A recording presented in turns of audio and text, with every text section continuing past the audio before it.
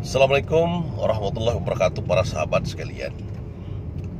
Pada kesempatan ini saya hanya ingin menjelaskan, ada beberapa sahabat yang bertanya kepada saya, sebenarnya menjadi pejabat, salah satu contoh menjadi anggota DPRD, itu apa yang menjadi prioritas dan apa yang harus dilakukan? Ada beberapa hal yang harus saya jawab dulu. Menjadi anggota DPR itu tergantung pada niat, ya. Banyak para sahabat yang calon DPR-nya sampai 3 kali, misalnya sampai 4 kali, dia tidak terpilih, tetapi suaranya banyak. Ada sahabat saya, suaranya misalnya sampai lebih dari 1000, tapi dia tidak terpilih karena mungkin dia di salah satu partai. Kebetulan memang semua menjulang suara, ya. Ada yang calon DPR hanya mendapatkan suara 400 atau 500 suara, dia terpilih, ya. Artinya sebuah kesempatan. Jadi sebenarnya suara ini sebuah demokrasi yang memang ada dirugikan. Makanya sahabat-sahabat perhitungan pembagian kursi bagi partai politik yang besar kadang-kadang merasa dirugikan, karena mereka mendapatkan suara 10.000, hanya dapat 1 kursi, sementara partai yang dapatnya cuma 3.000 juga 1 kursi. Tetapi inilah sebuah demokrasi.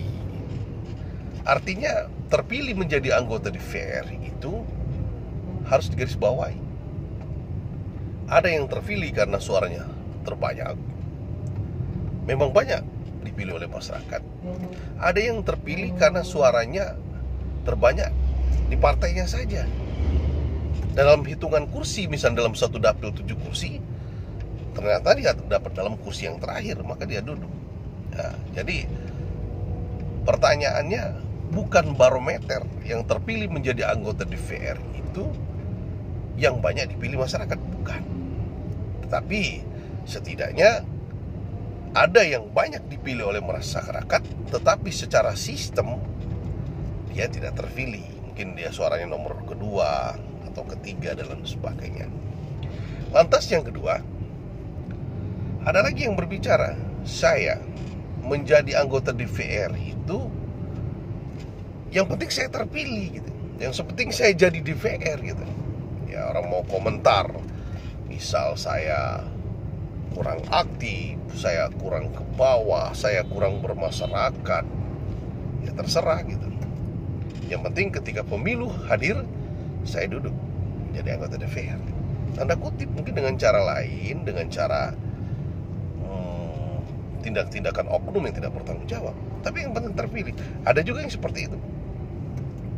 Nah sahabat semua, di dalam sebuah pengabdian, terkadang manusia lupa bahwa ada agama, ada Tuhan, ada Allah Subhanahu wa Ta'ala yang mengatur dalam sendi kehidupan ini. Sahabat sekalian bisa membayangkan, kalau sahabat diberi amanah oleh Allah Subhanahu wa Ta'ala, walaupun sekecil pun amanah itu harus sahabat lakukan. Ya, apabila sahabat menjadi anggota DPR, menjadi pejabat lainnya, manfaatkan waktu itu, karena nanti akan kita rindukan suasana waktu itu di saat kita tidak lagi menjabat amanah itu. Dan juga ingat, pada saatnya pesta pasti akan berakhir. Jabatan itu akan berakhir dengan beberapa macam cara. Yang pertama, caranya adalah karena habis jabatan, masa periodenya. Yang kedua, karena sesuatu yang tidak diinginkan, mungkin kriminal, korupsi. Dan yang ketiga adalah Allah yang memutuskan untuk membatasinya karena ajal atau meninggal dunia. Dan sahabat, simpel saja. Apabila Anda diberikan amanah oleh Allah Subhanahu wa Ta'ala, dipercaya oleh masyarakat, lakukan yang terbaik, karena sebuah pekerjaan ini adalah sebuah ibadah. Insya Allah berkah, karena tidak ada gunanya harta banyak, jabatan tinggi, tetapi tidak berguna untuk orang banyak dan tidak berkah untuk kita.